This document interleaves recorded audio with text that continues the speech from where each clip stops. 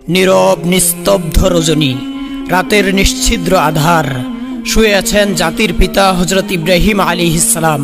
এমন সময় তিনি স্বপ্নে দেখলেন কে যেন তাকে বলছে, হে ইব্রাহিম, তুমি কুরবানি করো। স্বপ্ন দেখে জেগে উঠেন হযরত ইব্রাহিম আলাইহিস সালাম। পরদিন সকালে তিনি 100 উট আল্লাহর পথে কুরবানি করে দিলেন। কিন্তু পরের রাতে আবার তিনি শুয়ে আছেন। আবার ভেসে এলো সেই দৈববাণী, কে যেন তাকে বলছে, হে ইব্রাহিম, তুমি কুরবানি করো। পরদিন সকালে তিনি আবারও 100 উট কুরবানি করলেন। তবুও মনে হলো আল্লাহ রাব্বুল আলামিনের দরবারে তার এই কুরবানি কবুল হয়নি। তৃতীয় রাতে আবার শুয়ে আছেন তিনি।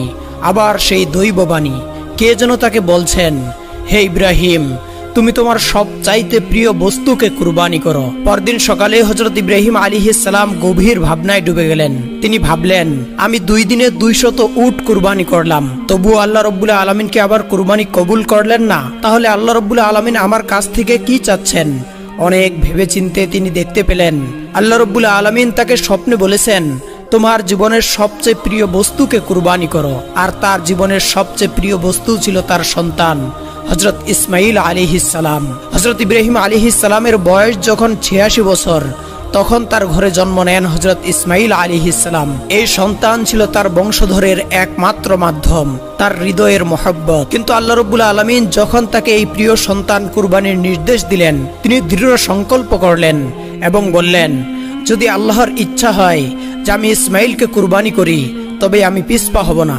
আল্লাহর মহব্বতের পথে পৃথিবীর কোনো কিছুই আমার জন্য বাধা হতে পারবে না। তিনি তার একমাত্র পুত্র ইসমাইলকে ডেকে বললেন, হে বৎস, তুমি গোসল করো, সুন্দর পোশাক পরে প্রস্তুত হয়ে যাও, আমি তোমাকে একটি দাওয়াতে নিয়ে যাব।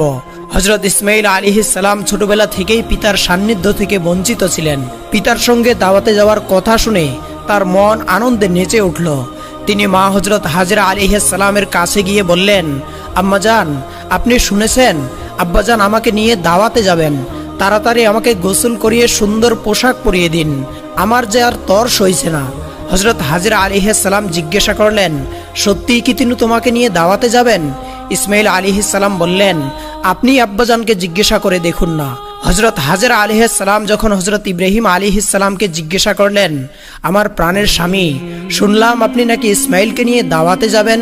তিনি বললেন, হ্যাঁ, তুমি ঠিকই শুনেছ, ইসমাইলকে গোসল করিয়ে সুন্দর পোশাক পরিয়ে দাও, আমি তাকে নিয়ে দাওয়াতে যাব। প্রিয় দর্শক, এখানে অনেকেই ভাবতে পারেন হযরত ইব্রাহিম আলাইহিস সালাম নবী হয়েও মিথ্যা কথা বলেছেন, কিন্তু গভীরভাবে চিন্তা করে দেখলে দেখা যায় তিনি মিথ্যা বলেননি। তিনি তো ইসমাইলকে আল্লাহর দাওয়াতেই নিয়ে যাচ্ছিলেন। হযরত হাজরা আলাইহিস সালাম ইসমাইলকে গোসল করিয়ে সুন্দর পোশাকে সাজিয়ে স্বামীর হাতে তুলে দিলেন। তিনি বললেন, হে আমার প্রাণের স্বামী, আমি ইসমাইলকে ছোট থেকে লালন পালন করেছি, কখনো তাকে আমার দৃষ্টির আড়াল করিনি। আপনি তাকে সব সময় চোখে চোখে রাখবেন, যতক্ষণ না আপনি ফিরে আসছেন আমি ততক্ষণ উদ্বিগ্ন থাকব। এই কথা শুনে হযরত ইব্রাহিম আলাইহিস সালামের হৃদয়ে ঝড় উঠল। তিনি মুখ ফুটে কিছু বলতে পারলেন না, তার চোখে অশ্রু জমেছিল, কিন্তু আল্লাহর মহব্বতের জন্য তিনি তা চেপে রাখলেন। এরপর তিনি হযরত ইসমাইল আলাইহিস সালামকে নিয়ে মিনার পাহাড়ের উদ্দেশ্যে রওনা করলেন। পথিমধ্যে অভিশপ্ত ইবলিস দেখল হযরত ইব্রাহিম আলাইহিস সালাম আল্লাহর আদেশ পালনের জন্য তার একমাত্র পুত্র ইসমাইলকে কুরবানি করতে দৃঢ় প্রতিজ্ঞ। ইবলিসের সহ্য হলো না। সে ভাবল, আমি মানব জাতির জন্য বেহেশত থেকে বিতাড়িত হয়েছি, জাহান্নামী হয়েছি আমি, আর এই ইব্রাহিম আল্লাহর প্রিয় হবে, এটা কিভাবে সহ্য করব আমি? সে ষড়যন্ত্র শুরু করলো। প্রথমে সে হযরত হাজরা আলাইহিস সালামের কাছে একজন ভালো মানুষের বেশে গিয়ে বলল, হে হাজরা, তুমি কি জানো ইব্রাহিম তোমার সন্তানকে কোথায় নিয়ে যাচ্ছে? হযরত হাজরা আলাইহিস সালাম বললেন, কেন? তিনি তাকে দাওয়াতে নিয়ে যাচ্ছেন। ইবলিস বলল, তোমার স্বামী তোমাকে ধোঁকা দিয়েছে, সেই ইসমাইলকে মিনার পাহাড়ে জবাই করার জন্য নিয়ে যাচ্ছে। হযরত হাজরা আলাইহিস সালাম তেজস্বী কণ্ঠে বললেন, আমার স্বামী আল্লাহর নবী, তিনি আমাকে কিভাবে ধোঁকা দেবেন? তুমি কে? কেন আমার স্বামীর বিরুদ্ধে মিথ্যা প্ররোচনা দিচ্ছ? এখনই আমার সামনে থেকে দূরে চলে যাও। ইবলিস আবার প্ররোচনা দিয়ে বলল, যখন দেখবে ইব্রাহিম তোমার সন্তানকে জবেহ করেছে, তখন বুঝবে। হযরত হাজরা আলাইহিস সালাম বললেন, যদি আল্লাহ আমার ইসমাইলকে তার পথে কুরবানি করার জন্য কবুল করেন, তবে এর চেয়ে সৌভাগ্যের বিষয় আমার জন্য আর কি হতে পারে? আল্লাহ রাব্বুল আলামিন যদি আমাকে হাজার হাজার সন্তান দেন, আর সবাইকে যদি তিনি তার পথে উৎসর্গ করার জন্য আমাকে বলেন, আমি হাজেরা আল্লাহ রাব্বুল আলামিনের দরবারে হাজার হাজার সন্তানকে কুরবানি করতেও পিছপা হব না, দূর হ শয়তান। এই বলে হযরত হাজরা আলাইহিস সালাম শয়তানকে পাথর নিক্ষেপ করলেন। ইবলিস হযরত হাজরা আলাইহিস সালামের কাছে ব্যর্থ হয়ে এবার হযরত ইসমাইল আলাইহিস সালামের কাছে গেল। তিনি তার পিতার পিছনে হাঁটছিলেন। ইবলিস তাকে ডেকে বলল, হে ইসমাইল, তুমি কি জানো তোমার পিতা তোমাকে কোথায় নিয়ে যাচ্ছেন? ইসমাইল বললেন, কেন, দাওয়াতে নিয়ে যাচ্ছেন? ইবলিস বলল, তোমার পিতা তোমাকে ধোঁকা দিয়েছে, সে তোমাকে মিনার পাহাড়ে জবাই করতে নিয়ে যাচ্ছে, আর এই নির্দেশ আল্লাহ তাআলাই তাকে দিয়েছে। হযরত ইসমাইল আলাইহিস সালাম বললেন, এটা কি যুক্তির কথা যে একজন পিতা তার সন্তানকে জবেহ করবেন? আমি তো তার একমাত্র সন্তান, এতদিন পর তিনি আমার সঙ্গে দেখা করতে এসেছেন। ইবলিস বলল, তোমার পিতা আল্লাহর নির্দেশ পালন করতে গিয়ে তোমাকে জবেহ করবেন। ইসমাইল আলাইহিস সালাম বললেন, যদি আল্লাহ আমাকে তার পথে কুরবানি করার জন্য কবুল করেন, তবে এর চাইতে বড় সৌভাগ্য আমার জন্য আর কি হতে পারে? তুমি শয়তান, আমি আল্লাহর প্রার্থনা আশ্রয় করছি, দূর হয়ে যাও। এই বলে হযরত ইসমাইল আলাইহিস সালাম ইবলিসের দিকে পাথর ছুড়লেন। এই ঘটনার স্মরণে আজও হাজিরা হজে গিয়ে শয়তানকে পাথর মারেন। হযরত ইব্রাহিম আলাইহিস সালাম নিজ পুত্র ইসমাইলকে নিয়ে মিনার প্রান্তরে পৌঁছালেন। তাফসিরে রুহুল মাআনি অনুসারে জবাই করার পূর্বে হযরত ইব্রাহিম আলাইহিস সালাম পুত্র ইসমাইলের সঙ্গে পরামর্শ করতে চাইলেন। কুরআনুল কারীমের ভাষায় তিনি তাকে বললেন, হে বৎস, আমি স্বপ্নে দেখেছি আমি তোমাকে জবাই করছি, এখন তোমার অভিমত কি? হযরত ইসমাইল আলাইহিস সালাম বললেন, হে পিতা, আপনি যা আদিষ্ট হয়েছেন তাই করুন, ইনশাআল্লাহ আপনি আমাকে ধৈর্যশীলদের মধ্যে পাবেন। হযরত ইসমাইল আলাইহিস সালামের এই জবাব শুনে হযরত ইব্রাহিম আলাইহিস সালাম অত্যন্ত খুশি হলেন। ইসমাইল আলাইহিস সালাম বললেন, আব্বাজান, আমাকে জবেহ করার আগে আমার কয়েকটি অনুরোধ আছে, দয়া করে সেগুলি রক্ষা করবেন। ইব্রাহিম আলাইহিস সালাম বললেন, বৎস, তুমি যা বলবে আমি যথাসাধ্য রক্ষা করব। ইসমাইল আলাইহিস সালাম বললেন, প্রথমত আমার হাত পা ভালোভাবে বেঁধে নিন। জবেহের সময় জীবজন্তুরা হাত পা ছোড়াছুরি করে, আমিও যদি যন্ত্রণায় তা করি এবং তা যদি আপনার গায়ে লাগে, তবে আপনার প্রতি আমার বেয়াদবি হবে। আমি চাই না মৃত্যুর পূর্বে আপনার সঙ্গে বেয়াদবি করতে। দ্বিতীয়ত, জবেহের সময় আপনার চোখ কাপড় দিয়ে বেঁধে নিন। যদি আমার মুখের দিকে তাকান, তবে আপনার মনে দয়া জাগতে পারে, যা আল্লাহর আদেশ পালনে বাধা সৃষ্টি করতে পারে। আর আমি চাই না আমার প্রতি দয়ার কারণে আপনি আল্লাহর আদেশ পালন করতে গিয়ে সামান্যতম বিচ্যুত হন। তৃতীয়ত, জবেহের পর আমার রক্তমাখা জামা আমার আম্মাজানের কাছে দিয়ে তাকে আমার সালাম জানাবেন।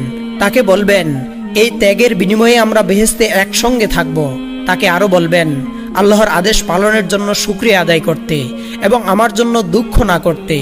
পুত্রের এই কথায় হযরত ইব্রাহিম আলাইহিস সালামের হৃদয় ভরে গেল। তিনি আস্তিনের নিচে লুকানো দড়ি এবং ছুরি বের করলেন। ইসমাইল আলাইহিস সালামের হাত পা বেঁধে চোখে কাপড় বেঁধে মাটিতে শুইয়ে দিলেন। ছুরি হাতে নিয়ে তিনি প্রস্তুত। তার একমাত্র সন্তানকে জবেহ করতে তিনি দৃঢ় প্রতিজ্ঞ।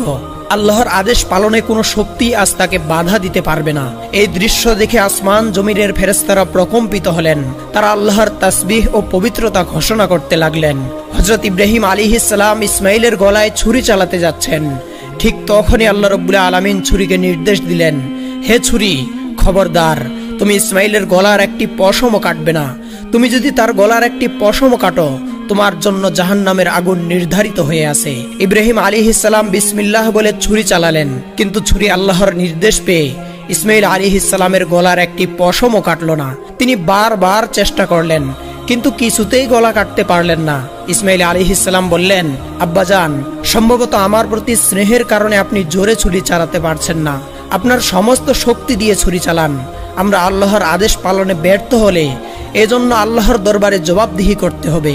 ইব্রাহিম আলাইহিস সালাম পুনরায় সর্বশক্তি দিয়ে ছুরি চালালেন, কিন্তু তবুও ছুরি কাটল না। বিরক্ত হয়ে তিনি ছুরিটি ছুঁড়ে ফেললেন। ছুরি গিয়ে লাগলো একটি পাথরের গায়ে। সঙ্গে সঙ্গে পাথরটি দ্বিখণ্ডিত হয়ে গেল। তিনি ছুরিটি তুলে নিয়ে আবার চেষ্টা করতে যাচ্ছিলেন।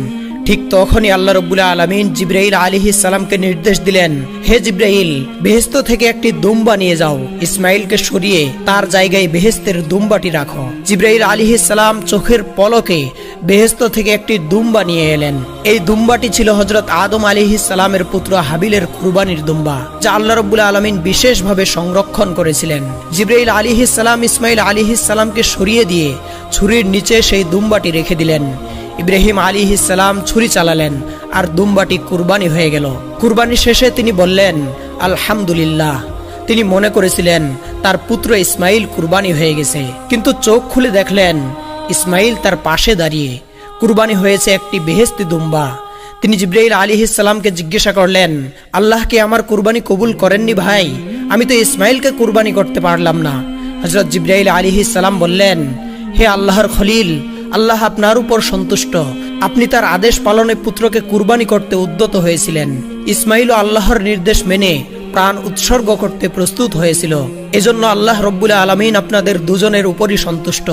এটি ছিল একটি পরীক্ষা মাত্র, আর সেই পরীক্ষায় আপনারা উত্তীর্ণ হয়েছেন। আল্লাহ বেহেশত থেকে এই দুম্বা পাঠিয়েছেন যা আপনি কুরবানি করেছেন। এই কথা শুনে হযরত ইব্রাহিম আলাইহিস সালাম আল্লাহর শুকরিয়া আদায় করলেন। আল কুরআনুল কারীমে আল্লাহ রাব্বুল আলামিন বলেছেন, যখন তারা আল্লাহর আনুগত্য প্রকাশ করল এবং ইব্রাহিম তার পুত্রকে জবেহ করার জন্য প্রস্তুত করল, তখন আমি তাকে ডেকে বললাম, হে ইব্রাহিম, তুমি তোমার স্বপ্নের আদেশ পালন করেছ। এভাবেই আমি সৎকর্মশীলদের পুরস্কৃত করি। নিশ্চয়ই এটি ছিল একটি সুস্পষ্ট পরীক্ষা। আমি তার পরিবর্তে একটি হৃষ্টপুষ্ট জন্তু জবেহ করলাম এবং তা পরবর্তীদের জন্য নিদর্শন করে রাখলাম। ইব্রাহিমের উপর আল্লাহর শান্তি বর্ষিত হোক। প্রিয় শ্রোতা, এটি ছিল হযরত ইব্রাহিম আলাইহিস সালাম ও ইসমাইল আলাইহিস সালামের ত্যাগের অমর কাহিনী। আল্লাহ রাব্বুল আলামিন আমাদেরকেও এই ত্যাগ, তিতিক্ষা ও আল্লাহ প্রেম থেকে শিক্ষা গ্রহণ করার তৌফিক দান করুন। আমিন।